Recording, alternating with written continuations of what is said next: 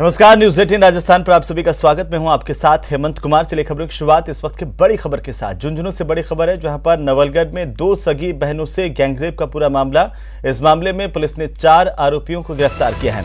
अब एक आरोपी ने खुद का वीडियो वायरल किया है और वीडियो वायरल करके कहा है कि 3 दिन में अगर न्याय नहीं मिला तो सुसाइड कर लूंगा। इस पूरे मामले में पहले भी एक आरोपी सुसाइड कर चुका है। 2 सगी बहनों से गैंगरेप का मामला। नवलगढ़ में ये गैंगरेप की वारदात सामने आई थी। बहरहाल पुलिस ने मामले में 4 आरोपियों को गिरफ्तार किया है। एक आरोपी ने खुद का वीडियो वायरल कर ये जानकारी दी है कि अगर 3 दिन में उसे न्याय नहीं मिला तो सुसाइड कर लेगा। इस पूरे मामले को लेकर के पहले भी एक आरोपी सुसाइड कर चुका है। इसी बीच बड़ी खबर, नवलगढ़ में सगी बहनों से गैंगरेप मामले को लेकर बड़ी जानकारी है। पुलिस ने 4 आरोपियों को गिरफ्तार किया है। एक आरोपी ने खुद का वीडियो वायरल किया है। इस वायरल वीडियो के जरिए उसने संदेश देते हुए धमकी दी है कि अगर 3 दिन में उसे न्याय नहीं मिला तो वो सुसाइड कर लेगा। इस पूरे मामले में पहले भी एक आरोपी सुसाइड कर चुका है। झुंझुनू से अहम जानकारी है इस वक्त की। नवलगढ़ में 2 सगी बहनों से गैंगरेप का यह पूरा मामला।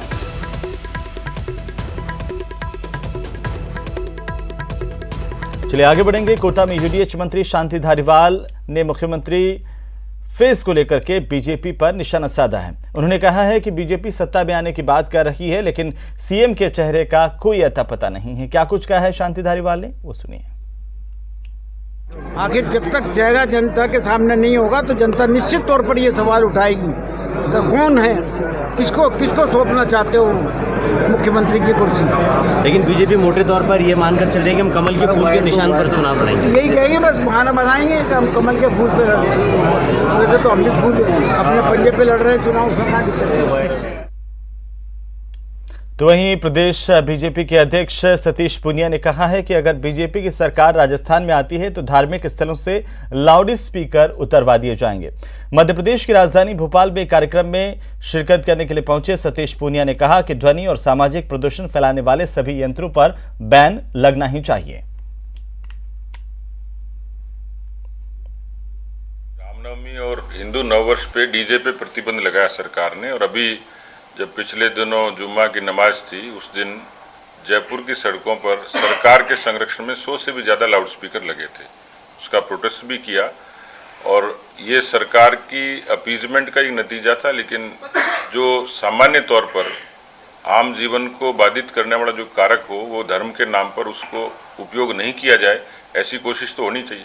जो सामाजिक तौर पर ध्वनि प्रदूषण से लेके सामाजिक प्रदूषण का काम होता है, उसको रोका जाना चाहिए, प्रतिबंधित किया जाना चाहिए, उसकी एक मर्यादा होनी चाहिए। बड़ी संख्या में उतार रही है, हम भी उतरवा देंगे, आएंगे जब। तो वहीं सीएम अशोक गहलोत ने सतीश पूनिया और किरोड़ीलाल मीणा पर करारा प्रहार किया है। पूनिया पर पलटवार करते हुए किरोड़ी के काम पर भी वार किया गया है। क्या कुछ कहा, वो सुनिए। पूनिया जी ने कहा है कि अगर उनकी सरकार बनती है तो लाउड स्पीकरों को उतार दिया जाएगा। देखिए, मुझे नहीं मालूम क्या कहा उन्होंने, पर जो कुछ कहा है या कहा जा रहा है, सुना जा रहा है, ये कोई नई बात नहीं उनके लिए। पूरे देश के अंदर जो तनाव है, हिंसा का माहौल है, धज्जा उड़ रही है संविधान की, कानून की, उसका एक पार्ट है, उनका बोलना एक पार्ट है। ये प्रधानमंत्री जी ने मीटिंग करी दिल्ली में, मान लीजिए मेंबर पार्लियामेंट की, तो मैंने सुना है डॉक्टर किरोड़ी मीणा के बारे में कहा गया कि बाकी एमपी कुछ नहीं कर रहे हैं, जो किरोड़ी मीणा करता है वो तुम सब करो, मतलब धमाल पट्टी करो। धमाल पट्टी होगी, हिंसा होगी, अशांति रहेगी, तो काम रुकता है सरकार का, डिस्टर्ब होता काम, विकास रुकता है।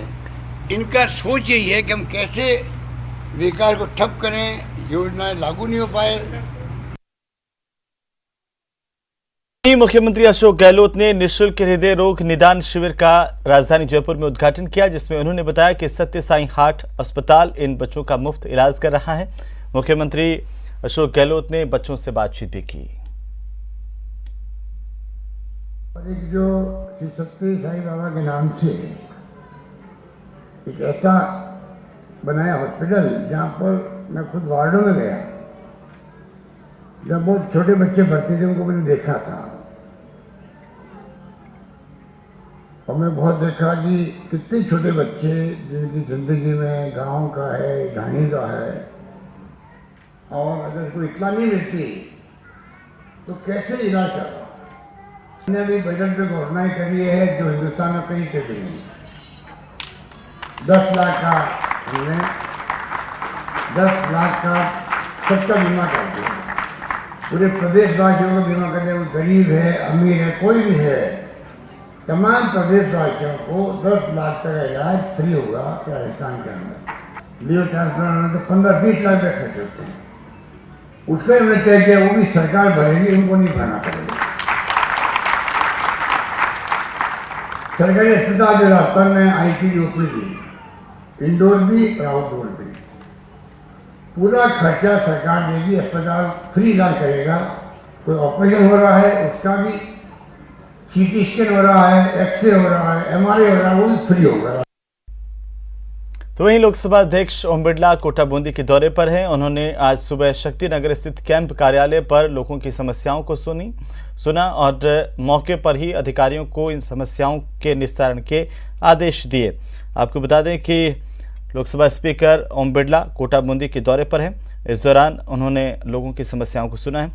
कैंप कार्यालय पर बिरला पहुंचे थे, जहां पर काफ़ी संख्या में लोग अपनी अपनी समस्याएं लेकर के लोकसभा अध्यक्ष के समक्ष पहुंचे, अपनी समस्याएं बताई। लोकसभा अध्यक्ष ने मौके पर ही अधिकारियों को समस्याओं के निस्तारण के निर्देश भी दिए हैं। साथ ही उन्होंने कहा कि हमारी कोशिश रहती है कि किस तरह से आदर्श गांव बनाए जा सकें, और एक अभियान भी चलाया जा रहा है जिसके तहत 50 गाँव के लोगों को साक्षर बनाया जाएगा, गाँव को आदर्श बनाया जाएगा, हर गाँव हर व्यक्ति स्वस्थ अभियान भी चलाया जा रहा है।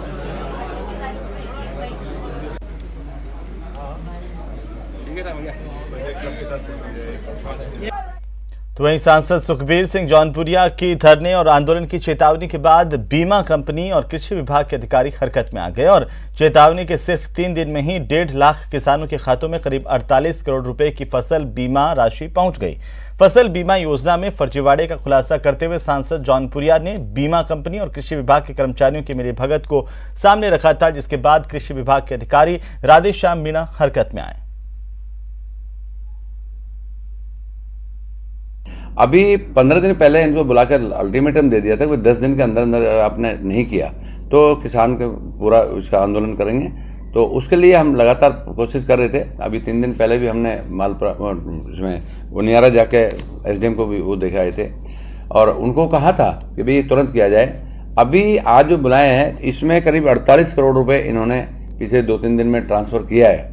तो किसान का अभी भी हमने उनसे डिटेल मांगी है कि भाई लेट होने का कारण क्या है और किसान का बनता कितना था, क्योंकि 90% फसल खत्म हुई है तो उसका क्या बनता था, तो उसका हिसाब एक बार और मांगेंगे। इसमें रही बात की जो पैसा ट्रांसफ़र होने के बाद में विदिन 3 महीने के अंदर ये राशि जो ट्रांसफ़र होने का था, अभी जो खरीद में जो ये सरकार के स्तर से इनके बारे में वहाँ से लेटर मंगाया जाएगा कि कब राशि ट्रांसफ़र हुई, उसके बाद में हम कन्वे कर पाएंगे कि कहाँ से इनमें कैसे मतलब डिले हुई, क्यों हुई। अभी भी एक झूठ सामने।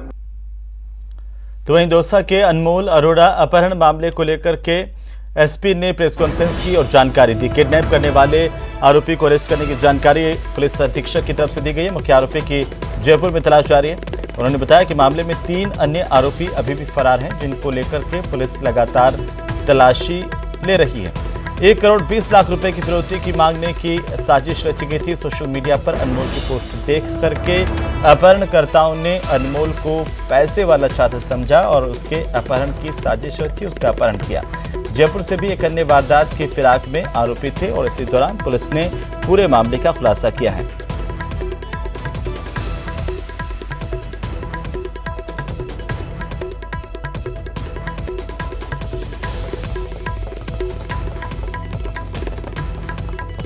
दौसा के स्टूडेंट अनमोल अरोड़ा अपहरण केस में जो खुलासा हुआ वो बेहद चौंकाने वाला है। बताया जा रहा है कि इंस्टाग्राम पर नोटों की गड्डियां डालना और बैंक अकाउंट में 5 लाख रुपए होने की बात लिखने की वजह से किडनैपर्स में अनमोल अरोड़ा का अपहरण करने की बात जागी और उन्होंने अपहरण किया। अनमोल का 25 अप्रैल को अपहरण हुआ था, फिर 28 अप्रैल को अनमोल सीकर में मिला था। पुलिस ने इस मामले में 5 आरोपियों के खिलाफ केस दर्ज किया है, जिसमें से एक आरोपी को पुलिस ने हिरासत में लेकर पूछताछ शुरू कर दी है।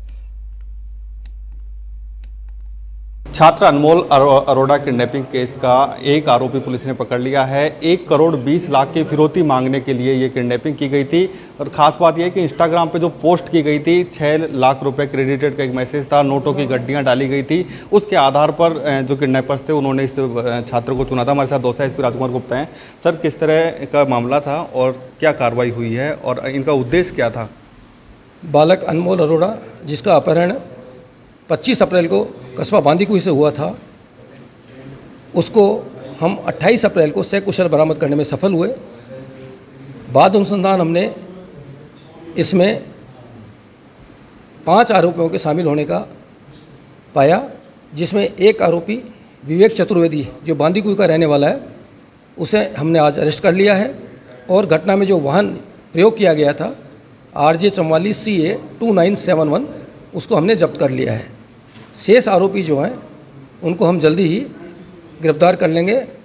गिरफ्तारी के लिए हमारी विभिन्न टीमें विभिन्न स्थानों पे कार्रवाई कर रही है। सर, इस बच्चे को ही क्यों चुना है ये किडनैपर्स ने? इस बच्चे का जो अपहरण करने का जो मुख्य उद्देश्य था उनका, वो इस बच्चे के पिता से 1 करोड़ रुपए की रैंसम लेने का था। और 15 अप्रैल को इस बच्चे ने अपने इंस्टाग्राम पे एक पोस्ट डाली कि उसके अकाउंट में 6 लाख रुपए हैं। इससे इनको ये लगा कि ये बहुत पैसे वाला है और इसके पिता से अच्छा जो है रकम फिरौती के रूप में मिल जाएगा।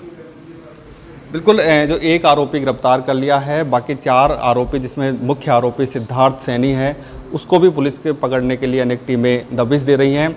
खास बात यह है कि जो अनमोल अरोड़ा है वो इंस्टाग्राम पर पोस्ट अपलोड करता था, महंगे आईफोन के साथ फ़ोटो अपलोड करता था, नोटों की गड्डियां अपलोड करता था, 6 लाख रुपए क्रेडिट का मैसेज अपलोड किया था। इसी कारण जो किडनैपर्स थे उन्होंने अनमोल को चुना और किडनैप की वारदात को अंजाम दिया।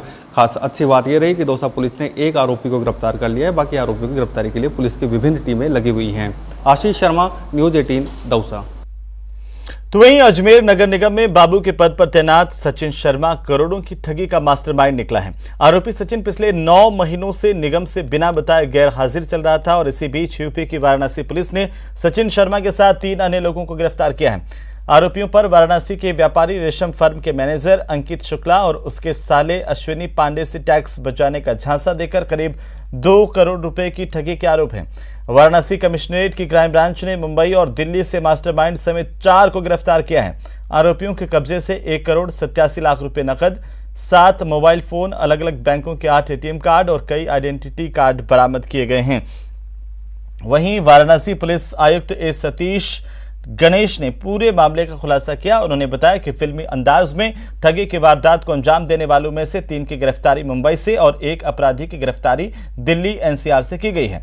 चारों से पूछताछ की जा रही है। गिरोह का मास्टरमाइंड अजमेर नगर निगम में अपने पिता की जगह पर अनुकंपात्मक नियुक्ति पर लगा हुआ सचिन शर्मा है, जो पिछले 9 महीने से बिना बताए गैर हाजिर था और दिल्ली में रह रहा था। बताया जा रहा है कि लंबे समय से निगम से गैर हाजिर रहने पर उसे नोटिस देकर सस्पेंड भी किया जा चुका था।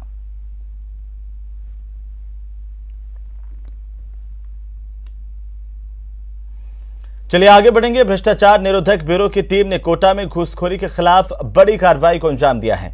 यहां पर एसीबी की टीम ने Rajasthan state gas limited Kota के प्रोजेक्ट मैनेजर और उसके दलाल को 87,000 रुपए की रिश्वत लेते रंगे हाथों गिरफ्तार किया है। बताया जा रहा है कि आरोपी में प्रोजेक्ट मैनेजर अतुल शुक्ला और दलाल विष्णु सैनी ने ठेकेदार से बिल पास करने और होल्ड किए गए रुपयों को रिलीज करने के एवज में 1,37,000 रुपए की रिश्वत की मांग की थी। परिवादी द्वारा ये भी बताया गया कि अब मेरे 2 बिल पास हुए हैं, उनकी कमीशन राशि 37,000 रुपये और मेरी 42 लाख रुपए मेरी फर्म की राशि जो है वो होल्ड की हुई है, उन बिलों को ये पास नहीं कर रहे, उसके 1 लाख रुपए रिश्वत की मांग की गई। इस प्रकार 1,37,000 रुपये की रिश्वत की मांग आरोपी Atul Shukla project manager RSGL और उसके दलाल विष्णु सैनी द्वारा की गई। उधर जालोर के सांचौर में पलादर टोल प्लाजा पर बदमाशों की दो गुटों में आपस में भिड़ंत हुई है। बताया जाता है कि ओवरलोडेड वाहनों की अवैध वसूली को लेकर के ये विवाद हुआ। इसके बाद दोनों गुटों में जमकर झड़प हुई है, जिसके बाद टोल प्लाजा पर जबरदस्त तोड़फोड़ की गई। इसमें कई गाड़ियां चकनाचूर हुई हैं। तस्वीरें हम आपको दिखा रहे हैं किस तरीके से यहां पर बदमाशों के दो गुट आपस में भिड़े और जमकर हंगामा हुआ है, मारपीट हुई है। सांचौर के पलादर टोल प्लाजा की घटना है, जिसके बाद कई गाड़ियों को तोड़ दिया गया, उन्हें क्षतिग्रस्त किया गया।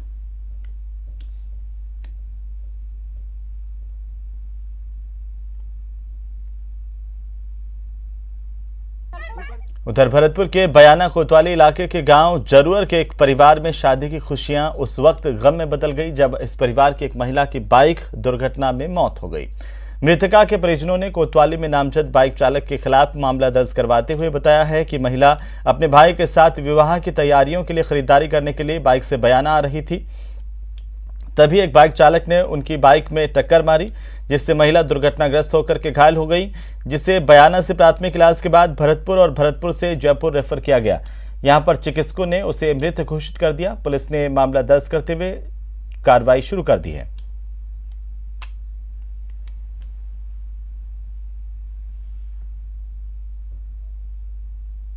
सिकंदरा और शेरगढ़ के बीच में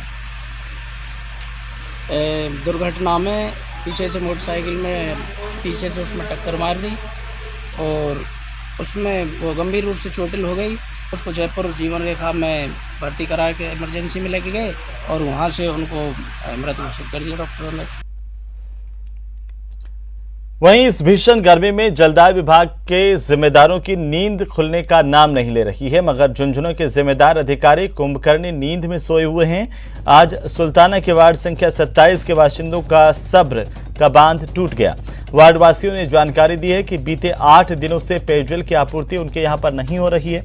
वार्ड वासियों ने बताया कि पंप स्टेशन के ट्यूबवेल की मोटर खराब है, इसे लेकर जलदाय विभाग के आला अधिकारियों को बार बार सूचना दी गई, मगर जलदाय विभाग के जिम्मेदार अधिकारी इस समस्या पर कोई ध्यान नहीं दे रहे हैं, जिसके चलते वार्ड में पेयजल संकट गहरा गया है।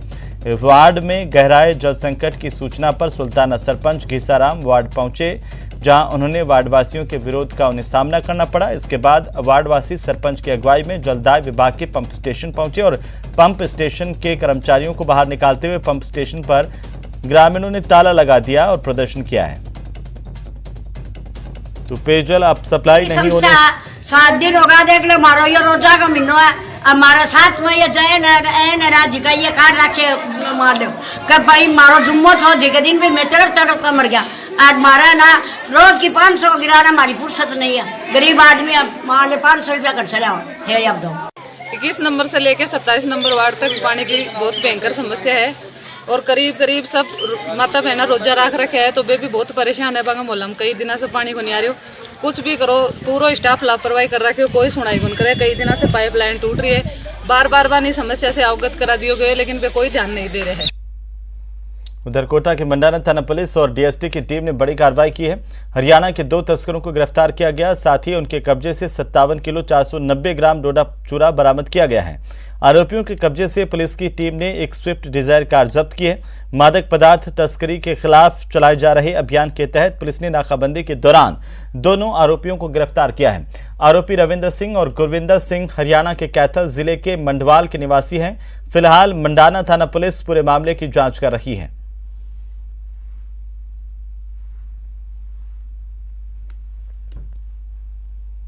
उधर उदयपुर के गोवर्धन विलास और टीडी थाना पुलिस ने बड़ी कार्रवाई की और वाहन चोर गैंग का पर्दाफाश किया है। गैंग का मालिक नए लड़कों को मौज मस्ती का लालच देकर के गैंग में जोड़ता रहता था। उनके इशारे पर बाल अपचारी शहर से वाहन चोरी कर टीडी और प्रसाद की तरफ भाग जाते थे और चोरी की गाड़ियां औने पौने दामों में बेच देते। आरोपियों के कब्जे से 12 बाइक बरामद की गई है, उनसे पूछताछ की जा रही है।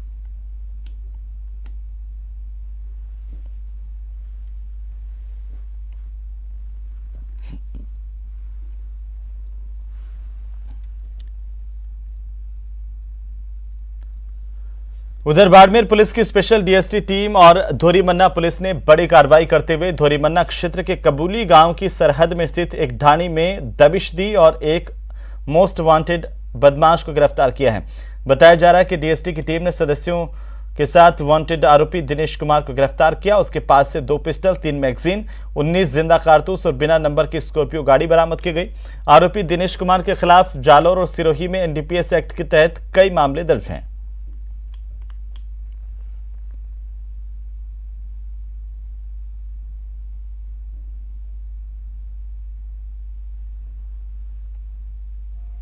वहीं पाली जिले में अरावली की गोद में आबाद फुलाद गांव के लोगों ने शनिवार को नशा मुक्ति के खिलाफ नजीर पेश किए। महिलाओं की जागरूकता और ग्रामीणों के जज्बे के बूते पर इस गांव ने शराबबंदी का तमगा हासिल कर लिया। गांव में शराब की बिक्री को रोकने के लिए प्रशासनिक अधिकारियों की मौजूदगी में मतदान करवाया गया, जहां पर कुल 3485 मतदाताओं में से 2664 मतदाताओं ने शराबबंदी के पक्ष में अपना वोट दिया। 2643 ग्रामीण यानी कि 99% से ज्यादा लोगों ने शराबबंदी के समर्थन में अपना वोट देकर के गांव में शराबबंदी लागू की है। मतगणना का परिणाम आते ही समूचा गांव खुशी से झूम उठा। ढोल थाली की गूंज के बीच आतिशबाजी की गई, महिलाएं मंगल गीत गाने लगी, गुड़ की मिठाई खिलाकर एक दूसरे को बधाई दी गई।